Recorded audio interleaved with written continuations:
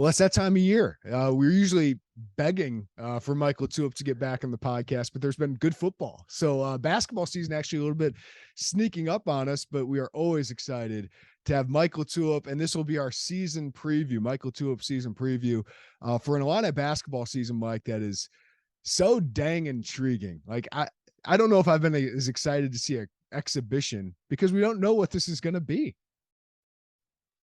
Yeah, I think more than the years prior, right? You got Kofi, you got Io. There's an element of it where you kind of know what to expect. You know how the offensive scheme is going to be laid out, defensive scheme. Just because when you have a player like Kofi, and we've talked about it over the years, you're not gonna formulate your strategy and your schemes around him. So now you usher in this new wave of guys, and it's exciting because we're going to be able to break it down and learn all of this in real time. It makes it fun to watch, but it also makes it fun for what we do, talk about it, because it's all going to be so new.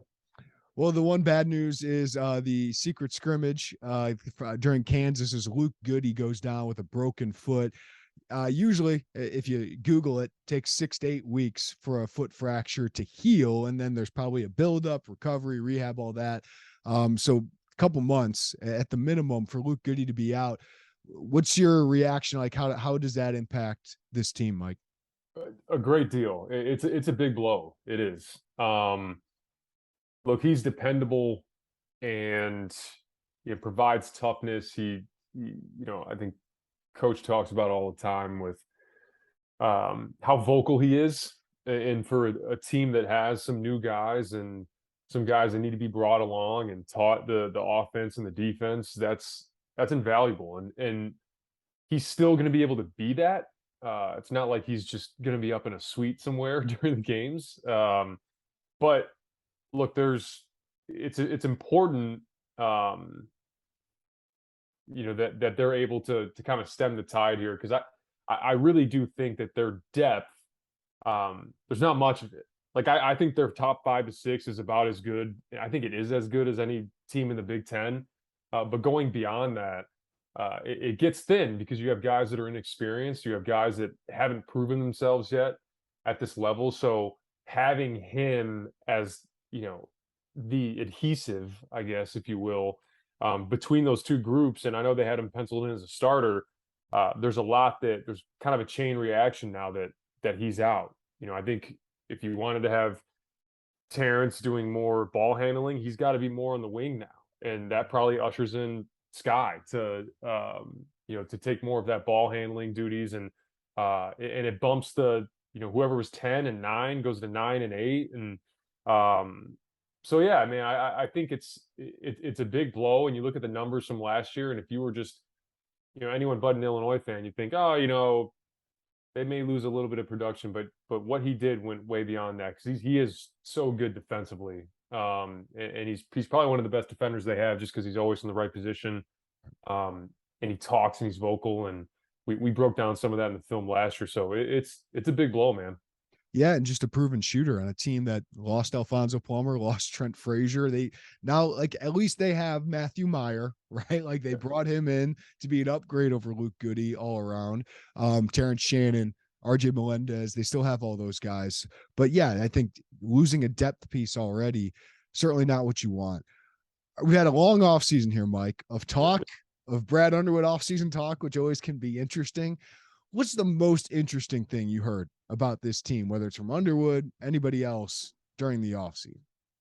Yeah, I think every year you hear coaches that are, there's certain guys that they want to put into ball screens, or he can handle it. I think the surprise is, how many of these wings are capable of that.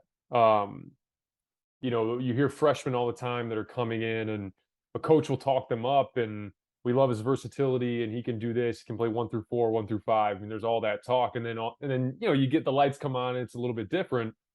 But you've started to see, and coaches stuck with this, and you're starting to see it kind of leaking out in different ways. But they have a lot of guys that can handle it. They have a lot of guys that can come off of ball screens, and the luxury that kind of gives you as a team. I mean, think about you wouldn't really do that with Jake. You wouldn't really do that with DeMonte. Trent got so much better at it throughout his career. And you see Trent now doing it overseas.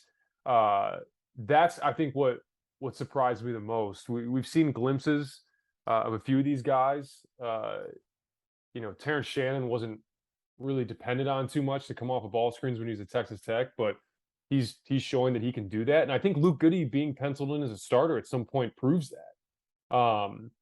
Trying to bring these freshmen along a little bit, ease them into it in a way, means that you feel comfortable enough with the ball handling from your other guys. So I think that's been the most interesting piece, and it's probably what I am most interested in seeing play out as we go. Who becomes the ball handler and who becomes kind of the main initiator, if you will. Well, Mike, this is a team with 2 healthy returning rotation players from last year, right? RJ Melendez and Coleman Hawkins. 7 newcomers. What's the dynamic like in an off season? And then on the court as the season begins, how long does it take to gel? How do you gel as a team? Yeah, I've seen this firsthand. My 2013, 2014 season, we had 9 new guys. Granted, Cosby, Starks, and Darius were redshirting, so if you want to call it 6, then fine. But every guy learns at a different pace, and I think that's part of the acclimation process. Where some guys can hear things and go out and do them. Some people need to rep them. Some people need to be in it and experience it for it to click. And because of that, there's such a long acclimation period. And things are clunky at first, and but the goal is always to find ways to speed that up, and that's always dictated by the type of guys that you have. I think everyone has expectations individually, especially freshmen. That's always any freshman that came in when I was at Illinois. Especially when I got older, and there was guys they come in, they're wide eyed. They parents are telling them this, friends are you're going to be this, da da da da. Keep it simple. Play hard. Be a good teammate. Be coachable. That's it. You should not have any other expectations, because if you do those 3 things, 1, you'll probably find yourself in the court, and 2, all your little expectations will be a byproduct of you doing those things. So, I think, if those expectations that those guys have individually, if those don't align with what's best for the team, if those don't align with what's right for their role as newcomers, the longer you try to hold on to that, the longer that process is. So the more that you can throw those things out and say, hey, each guy is going to do what is best for the team and what is kind of defined in their role, the sooner you can do that, the sooner you're acclimated, the sooner you gel. And that's just, I saw that firsthand, and we probably didn't do as good of a job with it, as a team in 2013, 2014. But if you have the right leaders in your locker room, you can pull those things off. And I think too, this program has proven over the years, Brad Underwood, the staff has proven like, hey, just stick with us here. Coleman Hawkins, stick with us. Like, we'll win. Like, and you'll have your time. You'll have moments where we're going to count on you. And I think that, guys respect that, and guys, that brings you credibility. And that brings, for teammates to be like, hey, like, we've been through this. Mm-hmm. Like, if you just listen, we'll win games, man. Yeah, I think Terrence Shannon has proven himself to be the vocal leader of this team now, and kind of the guy. But I think having the example of Coleman Hawkins and RJ Melendez, who wanted to do more last year, but coming out the other side of it better, playing some big games, I certainly think that can help. The style of play is a huge conversation we've talked about, Mike, in the offseason. But you said it, Kofi Cockburn, it worked. It worked to a certain point. You're hoping to go past that point now. But what are the pluses and minuses of a style of play change, and how do you expect them to play? We've heard a lot of talk about this, right? Play fast, use your length, use your versatility. Look, I'll start on the offensive side of the ball, if you will. Losing Goode is big. You imagine a drop off slight drop off in outside shooting because you don't have him. But I think the reality for this team is, I'm not sure that's as important. It was definitely important for last year's team because you could see that. I mean, they truly, if they miss shots, it was hard for them to win games. When Jacob Grandison was out of the team, that was a different team. Yeah, no, exactly. And that torrid stretch that they had in December and early January, it was so aligned with their shooting where you get into tournament play and it's like, I hope we make shots. Now, this team is different. I think with Luke Goode being out, like I mentioned, you have that dip, but you're going to be hard pressed to keep this team out of the paint, period.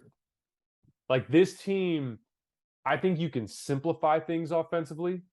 I think you can start exploiting matchups, be matchup dependent, where it's like, boom, we go dribble weave, and if we like a matchup, let's go and get two guys to commit, float. Like I think that's what you're going to see out of this particular team because they have the athletes, they have the speed, they have the length, they have the quickness, and I think Coleman Hawkins in the game, a lot of 5 out.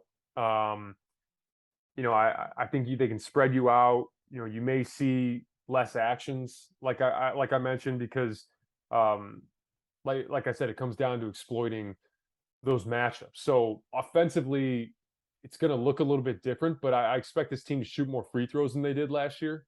I think that's going to be a huge part of it. You look at some of the teams that have led the Power 5 schools in free throw rate over the years, right? Last year in particular, it's Arkansas, it's Arizona, it's Texas Tech. What all those three teams have in common? Yeah. They just have freaks on the wings, athletic, tough matchups. I think you'll see a lot of that from Illinois this year. So that's particularly the offensive side of the court there. Yeah, Sky Clark, Terrence Shannon, Matthew Meyer, like maybe even Coleman can get to the free throw. I think Terrence Shannon's going to have a lot of free throws this year. Defensively, Mike, you lose Kofi Coburn. That's a good one-on-one matchup with a lot of these bigs in the Big Ten. He owned Hunter Dickinson, Zach Edey, went head-to-head with him. But obviously they pose some problems on the offensive end, right? So that's kind of what you give up. But defensively, do you expect them to be more aggressive? Like, I don't know about all the way to early Brad Underwood Illinois era, but how will they change defensively? Yeah, I don't think it's going to be an aggression that's like, hey, we're blitzing ball screens at half court. I think because what it opens you up to is rotations, and those are the teams that blitz, the teams that trap or corral.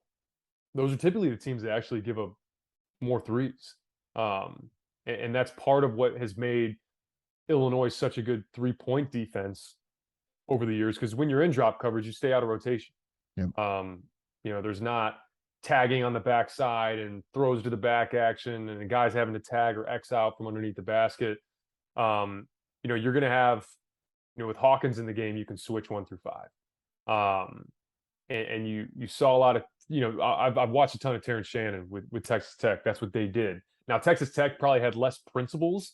It was more just fly around, figure it out. I would expect them, just because they're younger and and that's just more Brad Underwood. You're going to have a little bit more defensive principles and nuts and bolts to it, as opposed to just like, hey, fly around, figure it out. But I do think that being able to do that with Coleman in the game, not only can you do it just because of the length and the size and the versatility, but you can do it because I'm not sure it hurts you on the glass. Sometimes, the reason why people don't really like switching sometimes is maybe it's an interior matchup or we don't want this guy on a perimeter, but part of it is we don't want our big man on the arc because he's got a rebound. Like, we need someone to crash. And I think the length and the size and the athleticism these guys have, I don't think that's going to be as much of a problem. Now, with Dainja, you're obviously going to have to probably do more of what Kofi did. Like, I don't think you're going to have him switching. I think you're going to have Dain more in a drop coverage.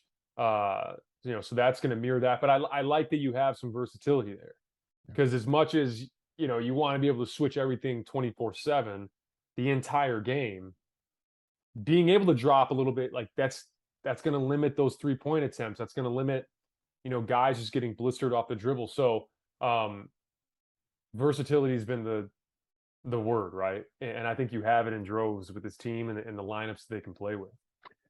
The non-conference schedule, man. Like this could get bad at some points. It also could look great at some points. But when you have obviously 3 warm-up games, Eastern, Kansas City, Monmouth, but then you get UCLA, either Virginia or Baylor. Syracuse isn't going to be good, but get Syracuse at home.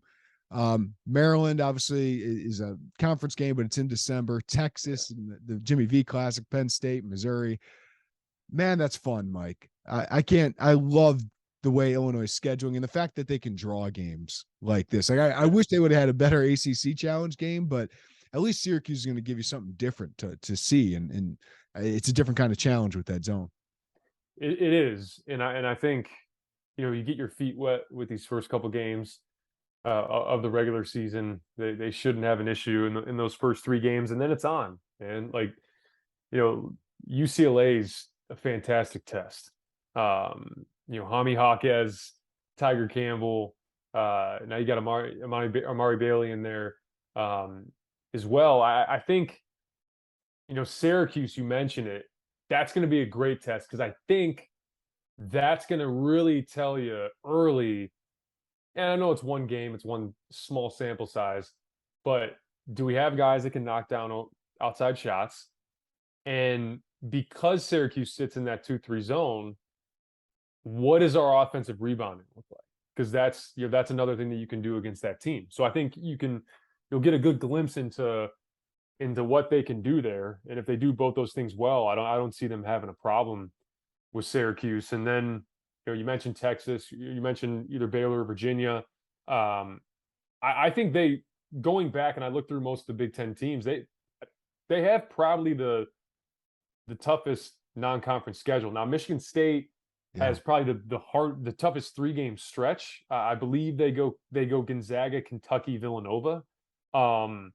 So there's that, but I think you're going to come into conference play, really knowing what you got or taking your lumps in some ways, but that's good. Learn early. It's better than running the table and going 12-0, playing nobody and getting punched in the mouth early on in Big Ten play and trying to regain momentum. We call that a Minnesota from last year. Xavier, North Carolina, Arizona, Kansas for Indiana. That's pretty good. I love that they're testing themselves. I love when those teams do. I mean, there's a few teams that have those types of tests. I think I had it somewhere here where, MSU, Kentucky, Gonzaga, Villanova, Michigan, Kentucky, UNC, Virginia, Purdue's light. They got a light non-conference. Rutgers has a light non-conference. Ohio State goes Duke, UNC, San Diego State. UNC's playing everybody.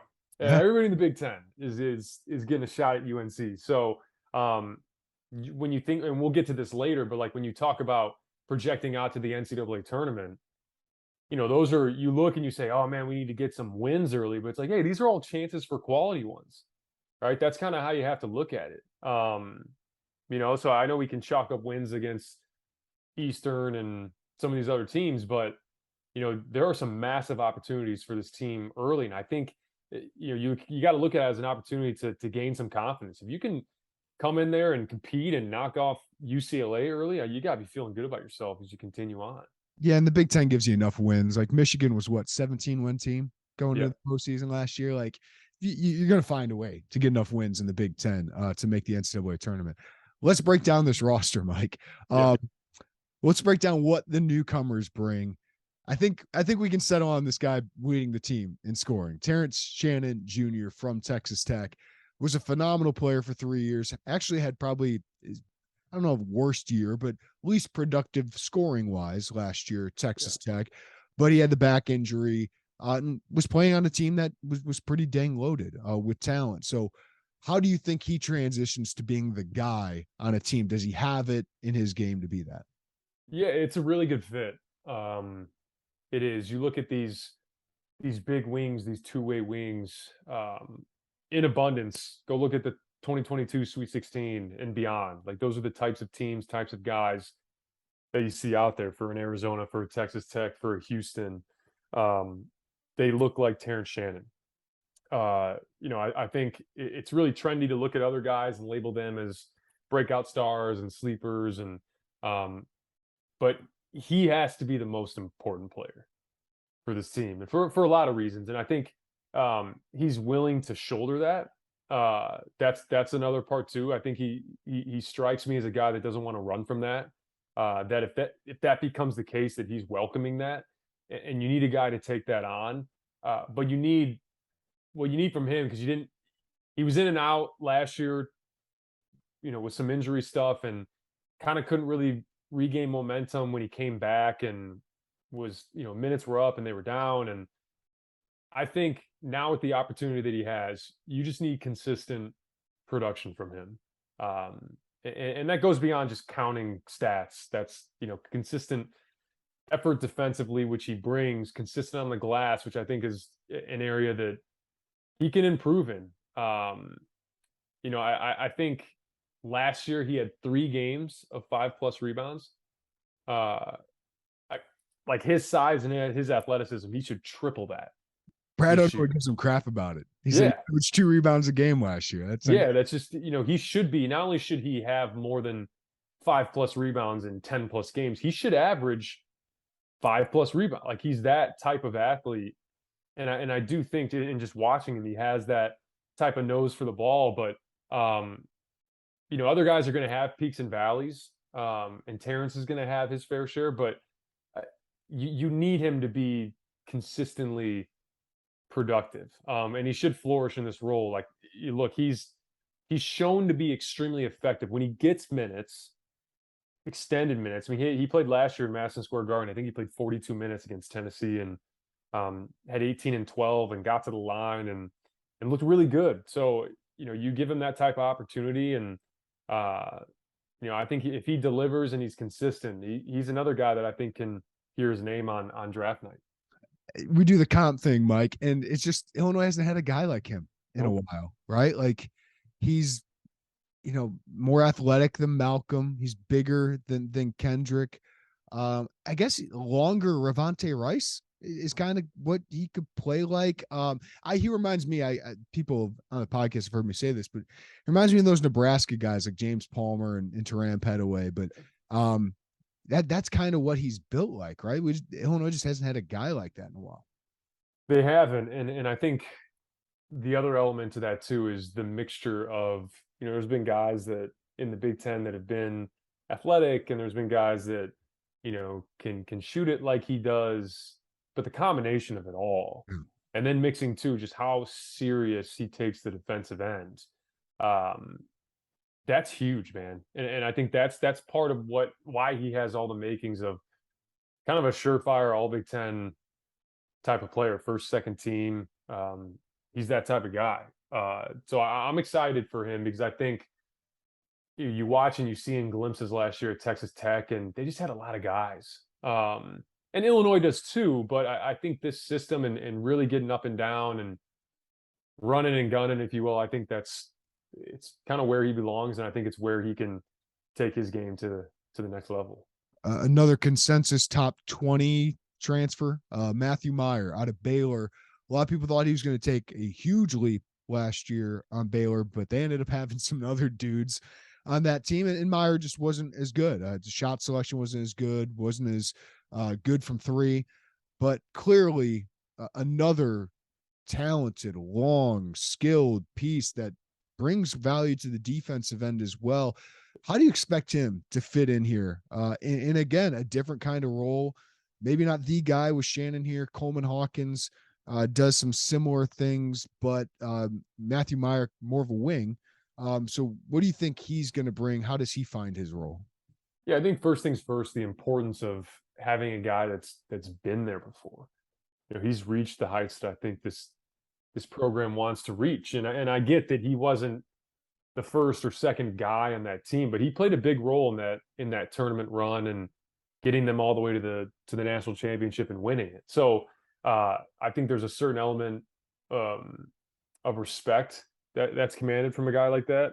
I think your teammates just respect you a little bit more because you've done it. And but he has all the tools.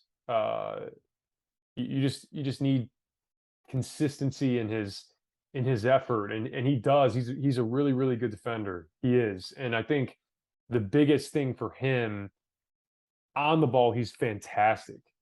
He's great in passing lanes. It's off the ball that I think he can take that next step. You know, there were a couple times where in the NCAA tournament, right? Like he fell asleep and Brady Manic either back cut, knocks down a three. Like those are the types of things, just continuing to stay locked in, and he's got all the measurables, right? Like he's got the athleticism, and the guys that have those measurables have that athleticism, and the guys that are dialed in package all that together, things just fall into place, man. Like you're 6'9", you have all that, like just things fall into place. So he flipped that Illinois game, if you remember, back in Indy a couple years ago. Completely flipped it. Like it just because he was active. He was getting out in the open floor, he was crashing the offensive glass, he was knocking down threes. Like he has so much explosive capability. And he is a guy, like, don't be surprised if you're like, look down, you're like, he has 23 points and we have 7 minutes left in the second half. Like that's the type of explosiveness that he has as a scorer and a shot maker. But you're going to have peaks and valleys with him. He's going to take some shots. You're like, maybe not the right time, Matt, but I will say Brad Underwood, and we've seen it, has done such a good job with these types of guys. These kind of let it fly. We saw it. One last year. We had one last year where he allows these guys to be themselves. Because Matthew Meyer's greatest attribute is his confidence. I don't care what anybody says. And sometimes it can morph into borderline, let's not take that shot. But you'd rather have that than a guy that just refuses to assert himself or take initiative. You have that with him. So I'm excited, and it wouldn't shock me to see him come off some ball screens. You can move him around. He's a really talented kid. The ultimate wild card, and one of the guys I'm most interested in watching because we haven't seen him really play at the college level, is Dainja. I gotta say, like, the staff has toned down the rhetoric about Dain this offseason, but they are still very excited about what he brings because of his work ethic, I think. And not only just the weight, but just how much he wants it, Mike. But I think when you need a big body in the Big Ten, and the fact that kind of the expectation now is not starting five, be Kofi, it's be a compliment, right? So what do you want to see out of Dainja, who we know as a recruit had great skill, big body? I don't want to say Trevion Williams, but that kind of body with a good passer, can dribble a little bit. Not a shooter, but can get his buckets around the rim. What's your expectation for him? Is he really plays his first high major basketball? You said it. He's a freshman. Yeah, he is, and I think we need to treat it as such. And I've certainly tempered expectations, just in fairness to the kid. I expect him to be a serviceable backup big, and I don't think it's crazy to expect that. I think is the expectation like Georgie when Kofi got here? I mean, like, I think maybe. I think Dain's still got a little bit of a ways to go to get, because you remember Georgie. I mean, and granted the team was a lot different, but was it Georgie's freshman year? He had like 35 against Rutgers or whatever it was. It's one of the most fun seasons. Like, I know they were bad, but like just that kid was so much fun that year. Yeah, man, and I think that's the part of it too for me when I look at him, where it's like, hey, what he is, and credit the kid. He's lost a ton of weight. He's put himself in position to play some decent minutes, to play 12 to 15, 18 minutes a game, depending on the script. And all he should focus on is snaring rebounds, being in the right position to be a good screener, make kind of high IQ decisions when you do have the ball. Because the reality is, they're not going to force feed him. This isn't Kofi 2.0 where we're coming down, running horns, rolling you into the post, throwing it in. Now there may be certain matchups where that happens, but you don't need that out of him. That's what I go back to when I talk about this team gelling.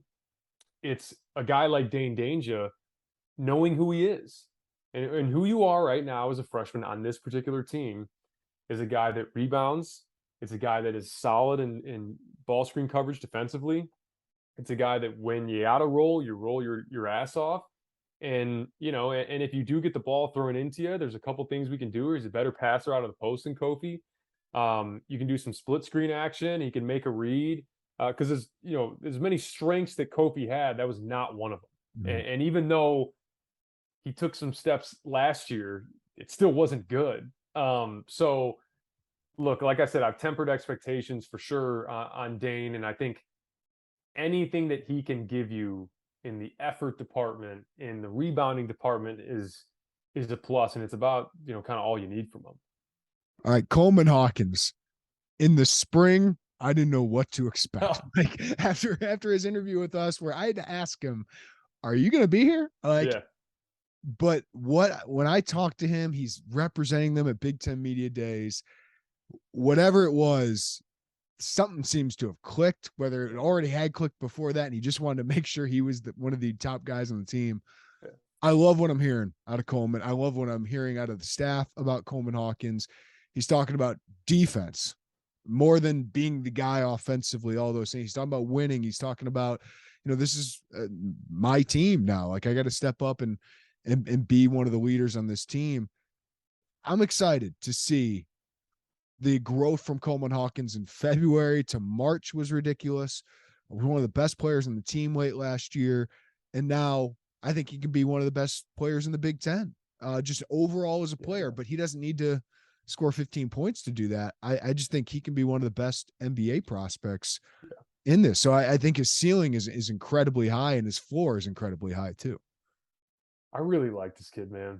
I do. I think, and beyond just his game, hearing some of the things that he says, granted the spring was wild. Like there was some things. Because Coleman says things. He's not. Yeah, hey, I will say, sometimes, you'll listen to player interviews and you're like, all right, yeah, okay, got it. Like you better be on the edge of your seat because he's going to kind of tell you like it is. And look, I think Coleman's another guy that similar to Terrence Shannon in a way that should feel more confident and feel more stability in his role. Like, look, this is a different type of psychology when you know that you don't have a first team All-American running to the scores table if you make a mistake, if you're in at the 5. I've referenced it before on this podcast, but let's take it back to Indy again against Baylor.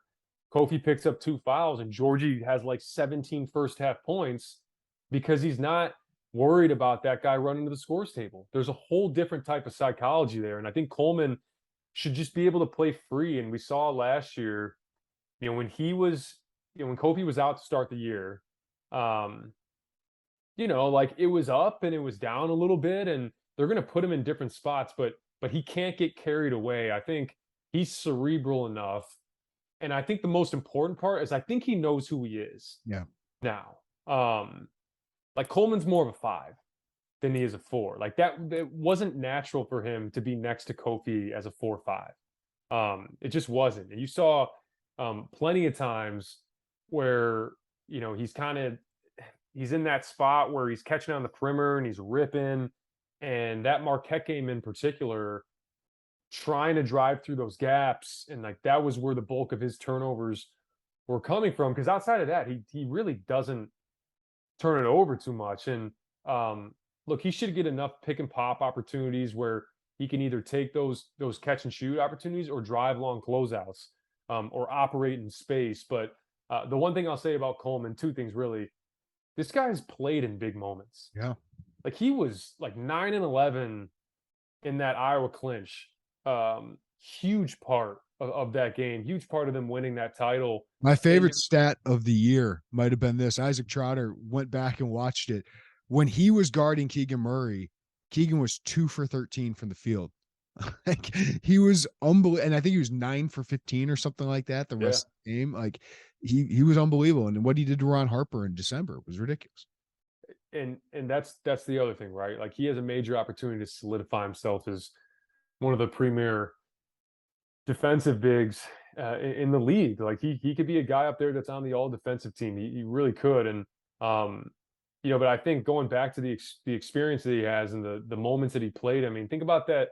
I think the glimpse that you got of what Coleman could be this year is the last 8 to 10 minutes of that Ohio State game at home last year. Kofi's out. They make this run. And I get it, wins at your back. Like, you're just kind of letting it fly. But they were so spread out. And he could drive long closeouts. He's getting little dump offs around the rim. He's getting fouled. He's going to the line. Like if Coleman Hawkins plays 25 minutes this year, he could sleepwalk into 10 a game, just from his activity alone. And that's what gets you so excited about him, is because as a kid he excites you because he's about the right things. Anybody, I'd say, I don't even know what the percentage would be. 80 to 90% of guys that have been in his position the first 2 years of their career in this day and age are gone. Yeah, they're going to another school because they want to go be the guy. And deep down, I think him sticking it out, and I think it says a lot about him. It says a lot about not only what he thinks of this program, but what he thinks he can accomplish. And he should feel settled. He should feel confident in the fact that he can contribute in these big moments. All right, RJ Melendez. We saw it towards the end of last year. You wonder what he would have been without the emergency appendectomy, because that was right when he was hitting his stride. We saw the spark he brought, despite the technical that shouldn't happen in the NCAA tournament game against Houston. But I mean, if Matthew Mayer isn't here, we're talking a lot more about RJ Melendez. We certainly were in the spring about his potential as one of the go-to scorers on this team, but he still could be, Mike, right? Like how do you see him fitting in now with adding Shannon, with adding Matthew Mayer? Yeah, he seems to be everybody's breakout candidate, not only just around the Illini circles, but just nationally. Like when people talk about this team, they look at what he did last year in a small sample size, and you extrapolate it, and it gets you pretty excited. And look, the flashes he showed last year just kind of knocked you out of your seat, because once again, we talked about Terrence Shannon. That's a guy that we haven't really had in RJ Melendez. Long, athletic, can shoot it, can do some things off the bounce. Now it's a matter of where he fits in on this particular team, because if you think about his skill set, and we love his length, but this roster's changed since last year. So last year his length and his feel and his versatility was an asset to that particular team, and gave him minutes on an otherwise kind of undersized team that lacked length. And now you add Shannon, you add Meyer, you add Rodgers, and there's other guys that kind of fit that bill. So how do you separate yourself now? And I think for him, it's doing the tough stuff, like consistently. As a freshman, you're kind of just coming in, you're deer in the headlights, and credit him. Like every single one of those freshmen that came in last year were so confident. Yeah. And that's so rare for guys at that age. And look, I think he's a guy that, if he can do the tenacious, tough things, we always talk about that list of, hey, is it the list longer to take you off the floor or keep you on the floor? And if he does those things to go along with the attributes that he has, I'm not sure how you can take him off the floor. He's a pro, man. Like he's a pro. And I'm not saying this is like his last year at Illinois, but he projects out to be that type of guy. And we're starting to have that conversation more and more. And it's real. Like I think a guy like him can, that's not to say he's gonna be 15 a game this year, right, but he's gonna have big games in big moments. Yeah, the point I was gonna make is he's a guy that can lead you in scoring for more than a handful of games. Like, for sure. Last year we knew it was gonna be Kofi, maybe sometimes Plummer, maybe sometimes Trent, and that was it. Like maybe Grandison every once in a while, but RJ Melendez wouldn't surprise you if he's leading the team in scoring game, 20 points, with Shannon and Hawkins and Meyer getting a couple double digits too. So to have that guy as potentially your third, fourth option, like that's a huge luxury for this fifth option. I don't know, because this guy, let's start with the freshman, Sky Clark, huge expectations, coming off a knee injury, but a top 30 prospect, former 5-star prospect, I guess top 35 prospect now, but former 5-star prospect. One of the guys that's going to be counted on more than any Big Ten freshman, along with Jalen Hood-Schifino, Bryce Sensabaugh, maybe Ty Rodgers. We'll get into that discussion, but What are your expectations for Sky Clark, given that he hasn't played a lot of basketball, but they're putting a lot on him, especially with Luke Goode gone. He's certainly going to be the starting point guard, I would imagine. Yeah, and look, there's obviously a ton of excitement around this kid's recruitment, right? And landing him just, it felt like a big deal, and it was a big deal. And you start to see now. I think initially I was pumping the brakes, tempering expectations. Again, similar to Dainja, but even with Sky, just because coming off the knee injury, in fairness to the kid, I'm pretty excited now, man. Like I do, I do have high expectations for him, but high expectations in the sense of like, hey, this is a guy that is steady. That's more than anything. Is he a guy that can help contribute to win a Big Ten championship? And not a lot of guys can be counted on to do that as freshmen. And look, in this league, I mean, think about this. Think about the guards. We'll just call them combo guards. And I know these guys have a little bit more size than Sky, but think about the guys that made a splash in this league last year as freshmen. Malachi Branham, Bryce McGowan's, Max Christie, gone. Like those are NBA players now. It's hard to make a splash in this league as a freshman and not find yourself in the league. And I think the one guy that they have similar, like, I guess, different styles in a way. I think Sky's more athletic, but if there's one guy from last year that I say, hey, this guy is, a solid Big Ten player as a freshman, showed up in big moments, helped his team win a share of the title, it's Chucky Hepburn. Like, I think if you're Sky, it's, it's even 7-8 to game, 2-1 assist to turn. Like those are the type of things that I think he can do to help this team win. It doesn't have to be 13, 14 a game for us to feel like, oh, wow, the whole Sky Clark experiment was worth it. Right.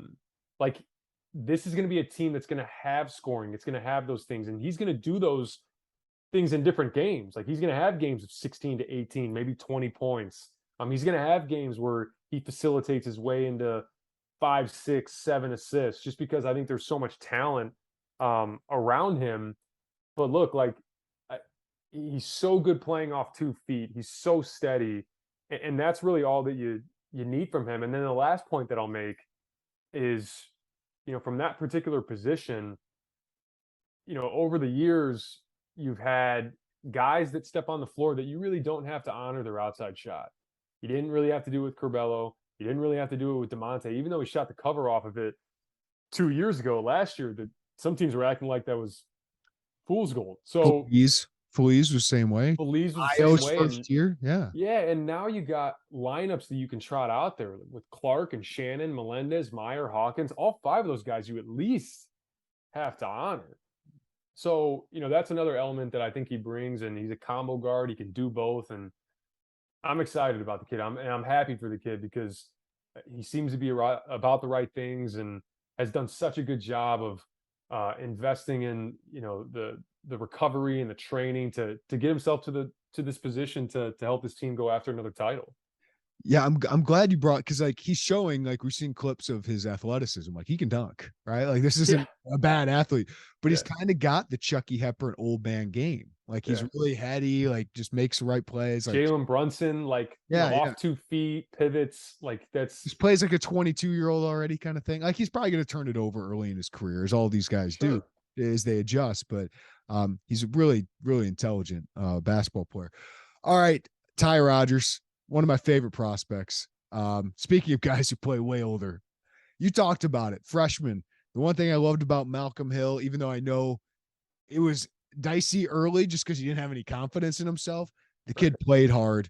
He made effort. Like that was his freshman year. He was just effort guy, rebounded, knew how to get on the court. Ty Rodgers is going to do all those things, right? Like all of those things that you just, hey, play hard and the rest will take care of itself.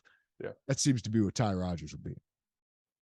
Yeah, once again, I feel like a broken record. There's another guy that you feel like you haven't had over the years, like this kind of point forward, high IQ, can come off of ball screens. Brad Underwood's talking about using him at point guard, and and I always want to make the distinction. Like, there's been coaches over the years who are like, we're going to use him at point guard. It's like, all right, is he bringing the ball up the floor? Because if you bring the ball up the floor, that doesn't make you a point guard. Are you coming off of ball screens? Yeah, like, are you coming off of ball screens? Are you making reads? And he can do those things.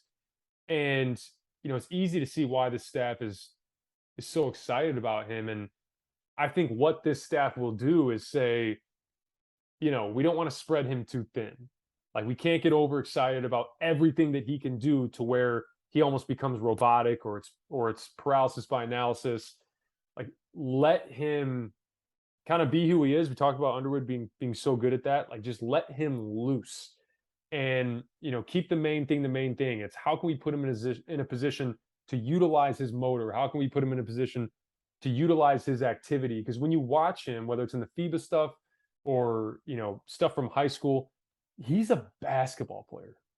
Like, he's a basketball player. He's not a guy that just has this one attribute. He's not just an athlete. He is a basketball player. So what you can do moving him around, right? He's going to get production by osmosis. Like, he just is. And, you can have him coming off of ball screens. I think you can have him setting ball screens. And if a team wants to blitz, I'd love to have Ty Rodgers set a ball screen. Because we talked about it. You hit him on a short roll and it's 4-on-3. It's Ty Rodgers making a read to some guys that can knock down shots or cut back. Like, there's so many ways that you can use him. So I'm excited because this is a freshman of the year, all freshman team type of guy. And same thing goes for Sky potentially landing on that team. I think both of them have the potential to do that. And there's a chance that he could lead his team in minutes. That would not surprise me because there's just so many we talk about. I'll go back to it, the list. What's longer? Keep you on the floor, take you off the floor. And if he's going to play, and he's low maintenance too. I think that's the other thing. Like, he doesn't need volume shots to be productive. He's one of the few guys you have to tell to shoot. Like, he's not a strong shooter, but eventually he's going to have to be able to shoot. And his high school coach did that, but he rebounds, and this team's going to need rebounding from the wings. He's going to be one of the best defenders on the team. And as you said, I mean, his best offensive skill is his ability to handle and pass. And then we're talking about a 6'6", power forward, basically. And it's what's really funny is you think about his NBA prospects. I wouldn't be surprised if he's gone after this year. Well, say the name. I mean, Jeremy Sohan, right? Yeah. I mean, I would not be surprised. And part of that is what's so funny is we always, people always look at the numbers, right? And what's going to end up happening is I think he's going to generate enough buzz as this kind of NBA prospect. He's going to go to an opposing gym and someone in the stands is going to be like, oh, this is this Ty Rodgers guy. I keep hearing him floating around. He's on, he's projected 18th in next year in this upcoming draft. And then they'll watch the game, they'll be like, wait, this guy took 4 shots. NBA wait, I don't get it. Yeah. You know what I mean? And it's like when you watch him, it's all the other things, right? It's all the other things. It's how he impacts the game. And it's what I always talk about when you talk about projecting to the next level. We don't need you to have 18 a game at Illinois because we got Devin Booker, right? We got Damian Lillard. We have guys that can score the basketball. So guys that are basketball players are of value. Coleman made a great point about that. He said, Io, how do you get on the floor? Defense, right? In the NBA, he's not all-American guard Io DeSumo. He's role player, but does everything well, Io DeSumo. And yes, Ty Rodgers is one thing is he can't shoot. Jeremy Sohan shot 25% from 3, and he becomes a lottery pick, right? Plenty of guys that fit that same mold. Jaden Epps, he's a bucket. I think it's going to be up and down for him, but you and I were texting who's scoring off the bench, right? That's why I think eventually, do you bring RJ Melendez off the bench? Do you start Tyrod? All these things we could talk about at a later date, but Jaden Epps will come off the bench, and they need somebody who can score, and he's a fearless scorer. It's just, can he do it efficiently? Can he handle? Can he do all those? And defensively, they seem to like his potential. Because he's a big, strong, he's not a long body, but a bigger, stronger, stouter body. Yeah, you're going to have to tinker with lineups because I don't think you can early on. You can definitely get away with those 4 guys that are coming off the bench, putting them all in at the same time, keeping one guy. Like you're probably going to have to still have 2 to 3 scoring threats on the court at the same time when you start getting into these big games. At least 2 to 3 on the court at the same time. So Jaden, we've heard a lot about his. We've seen it too. Like you watch in high school, it's 30, 40. He can score. He can put the ball in the basket. I think for him, it's how dependable. If you're gonna handle the ball, be a backup point guard. Can you set the table, right? Like, can you limit your turnovers? Turnovers through aggression, great. Turnovers through mental mistakes. Those are the ones we want to avoid. So I think, I'm interested to see with the Goode absence. I think that kind of bumps up Jaden a little bit in terms of an uptick in his minutes. So seeing what he can do, I think, Brad Underwood mentioned it, just how fearless some of these freshmen have looked, especially in the scrimmage against Kansas. And I think Jaden Epps falls into that category. And you definitely want a guy like him that's going to be aggressive. And there's certainly going to be peaks and valleys, just like there's just with the rest of these freshmen. But if he can prove to be that kind of spark plug and give consistent good minutes and make winning plays and compete defensively, because I think that's the other thing too with Jaden is I'm not sure defensively when he's in the game if you're going to switch 1 through 5. Mm-hmm. Like I think Sky can hold up. I mean, Sky's 210 pounds and it feels like 190 of it is in his lower body. Just tree trunk legs. I don't know. Like you may have to pair Jaden and Dainja because Dain's going to be in drop coverage. You can have Jaden fight over the top, square back up. That's going to be certain ways that you're going to have to tinker with that.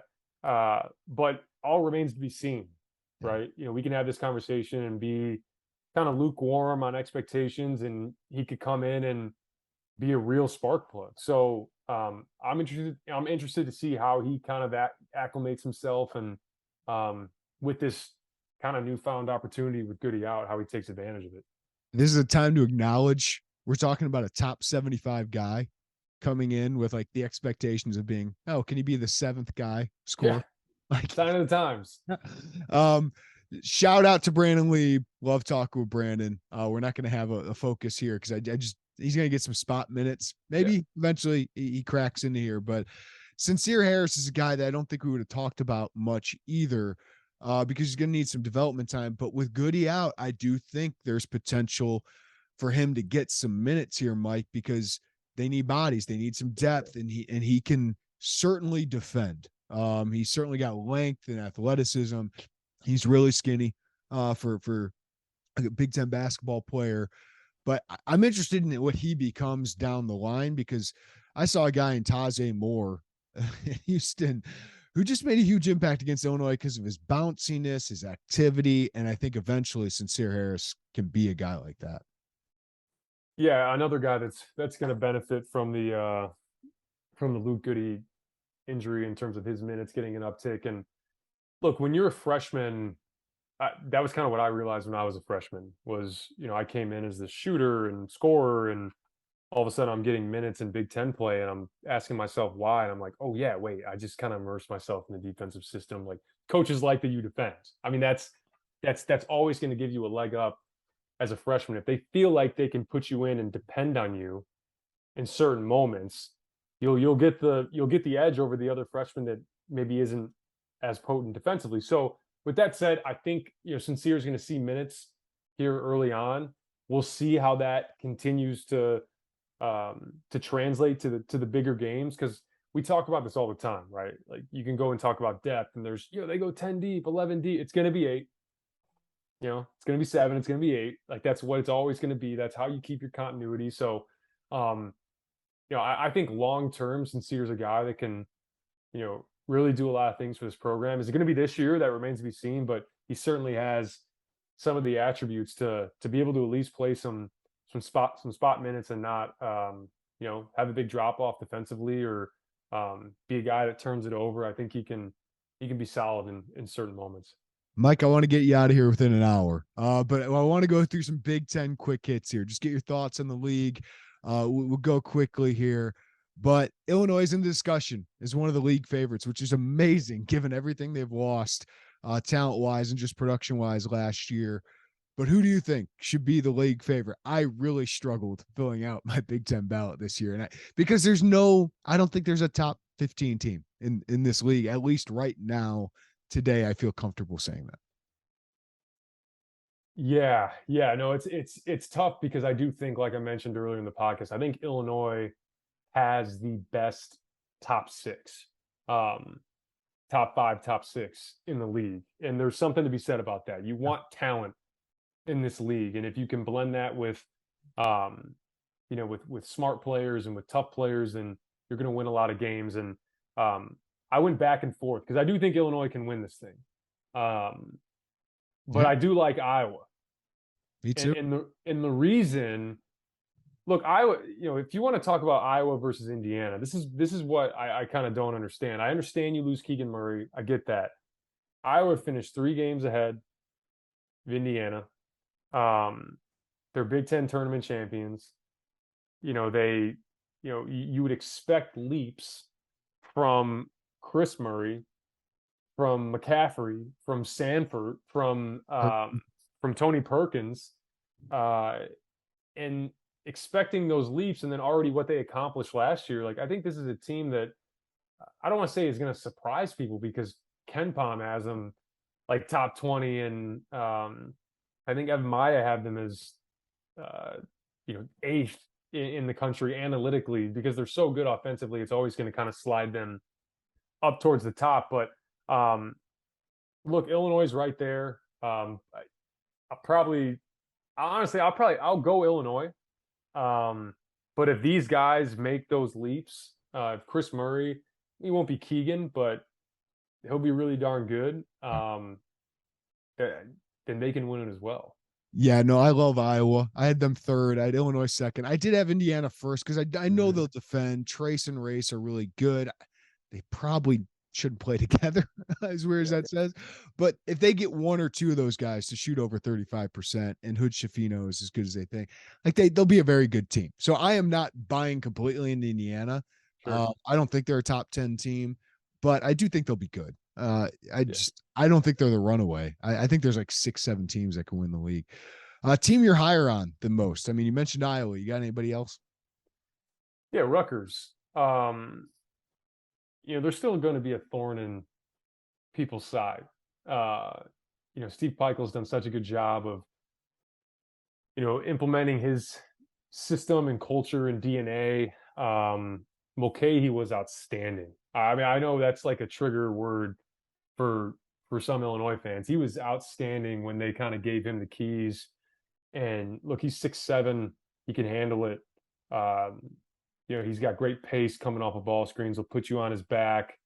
He can throw those lobs. I think Clifford Murray is another guy that I think we both expect to take another step and can be an all-league type of guy. And you bring back the Defensive Player of the Year as well, Caleb McConnell, and and then you add some other pieces. I think one of the kind of under the radar transfers is Cam Spencer from Loyola, Maryland, brother of Pat Spencer, if you guys remember, the Northwestern Wildcat, former lacrosse player that was this close to making the Golden State Warriors this year, by the way. So he was 18 a game at Loyola, Maryland, and just gives them another outside shooter. It's what they've needed over the years. They've been so inconsistent in that area, but look, they have great defenders. They have guys that are experienced and have won in this league. If you remember, Rutgers was kind of right there.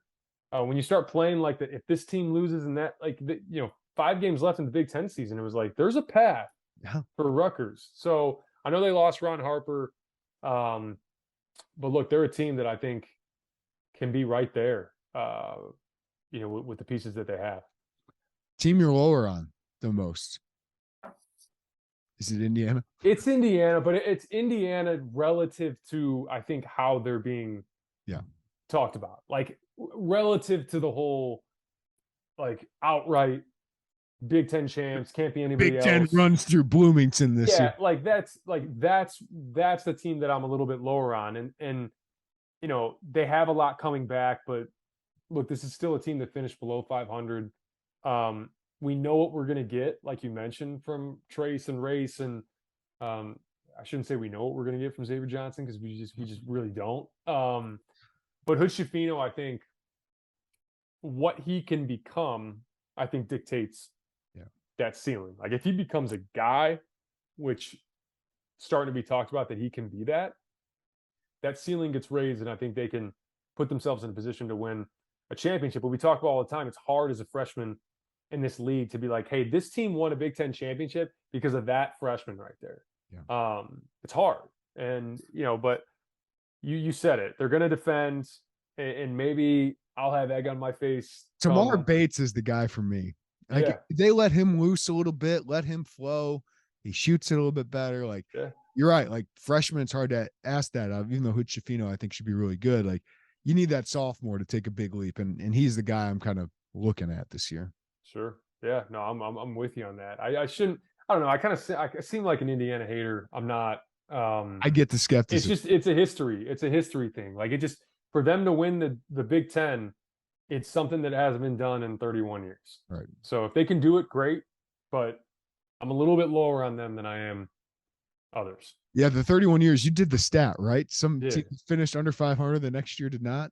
I think it was 1990 Indiana. Maybe it was 1991, one of the two, but it was Indiana. So maybe 30 years later they capture that again. Player with the most pressure. Player with the most pressure. It's Zach Edey. And not necessarily pressure like, oh my God, he has to perform or else the whole fan base is going to turn on him. That's not the pressure I'm talking about. I'm talking about literal pressure on the interior, because last year he had the luxury of being surrounded, and partly, maybe part of it was because of him, but he had 7 guys on that team that shot over 40% from three. And the bulk of those guys are gone. Ethan Morton's still there. I think that might be it. I mean, Stefanovic is gone. Ivy's gone. Hunter's gone. A lot of those guys are gone. So I think now what's going to end up happening is, you're going to have more teams this year that sell out and say, hey, other guys beat us, because they weren't doing that last year. You weren't going to completely sell out on Zach Edey and say, hey, Jaden Ivey beat us, because he could. Sasha beat us. He could. So, Zach Edey's my pick there. I still think that if he plays 25 minutes a game this year, he'll end up with 18 to 20 points a game. But he's going to have to carry a heck of a load. Yeah, Hunter's going to have to carry a heck of a load. I think he could put up monster numbers, but can anyone else do it around him? And then TJD, man, had a great end of last year. I always question, can he be that dude? Like he got all America pressure on him now. So I'm interested, but those are the 3 obvious guys there. All right. How many tournament teams from the Big Ten? Ken Palm is awesome, man, because he's got how many of these teams? Was it 11 finishing with 10 or more conference wins? So that's like basically probably 11 tournament teams right there. Yeah. No, I think so. The way that I kind of had it mapped out, I have 10 potential tournament teams. So I have 4 locks in my mind. My 4 locks are Iowa, Illinois, Indiana. 4 locks. Iowa, Illinois, Indiana, Michigan State. I agree. Those are my top 4. My 4 locks. The should get in is Michigan, Purdue, Rutgers, Ohio State. Should get in. The we'll see is Wisconsin and Maryland. Yeah. That's 10 right there. I think it's going to end up being 7 or 8. We'll call it 8. Just because I think this league in the middle is going to kind of cannibalize itself. Yeah. Which you could argue is better, but that's when you start looking at, when you talk about resumes, who gets into the tournament, that's when you look at these non-conference schedules. Before, it used to just be like a race to 20 wins. Like if you can get to 20 wins, you'll just get into the tournament. So let's schedule cupcakes, get to 11 wins in non-conference, and try to win 9 games in conference. We'll get in. Now, it's different. Like I think the Big Ten, they have a lot of really good non-conference games. And you can look at that both ways, like we talked about. Like those could be potential losses. Those could be potential wins that come Selection Sunday. You're like, yeah, remember when they beat Gonzaga in December or beat Kentucky? And so yeah, I'm landing on, we'll call it 8. I'll stop right there. 8. How many Sweet 16 teams? See, this is tough. I'm counting 2. Yeah, see, this is tough because, and for the record, I do think this is the year. I think Illinois breaks through. And I guess I should say I feel confident in 2, even though I should never feel confident in a single elimination. Well, it's matchups, man. Like that's the thing. Like you look at, we have this like Sweet 16 conversation about Illinois, what feels like every year, but if they are any other 4 seed last year, they probably go to the Sweet 16. Because you look at all the other 4 seeds, like you play Houston in the round of 32. When if you were any other 4 seed, you're playing New Mexico State, St. Mary's, or Richmond, and you're probably going to a Sweet 16, and then all that talk goes out the window. So it's so predicated on matchups. Maybe we'll hop on a pod as soon as the bracket comes out, and then ask me it again, and then I'll tell you who's making it to the Sweet 16. Because right now, I honestly couldn't even tell you. Yeah, I love the versatility of Iowa and Illinois, but we saw what happened to Iowa last year in the first round, right? Like any of these things can happen, but I think they have many teams who can make it, right? Sure. It's just like you said, matchups, and I do think we're seeing, Michigan State. I know people aren't high on them, but they could be a tough team for people. Ohio State could be a tough team for people. Purdue, I have huge questions about. Just the same way we did with Illinois with Kofi and media days. It sounded like Matt Painter had huge questions about them. Huge. Yeah. Wisconsin, I don't see as a team that's going to go far if they make it, but there's 4 or 5 teams here that I can see making it there. Yeah, given the right matchup, for sure. Cool. All right, Michael LaTulip, man. Start of the season. Can't wait to do this every week. We got some film to break down, maybe even like Quincy. I don't know, maybe. But man, it's great to start this up. Great to have you on for another year. I know people look forward to it all the time. So to have you and Jay Lehman both for a couple months here is going to be a lot of fun. And I know people are always excited to hear your thoughts. Well, I appreciate it, man. As always. Let's see if the football team can keep it rolling, man.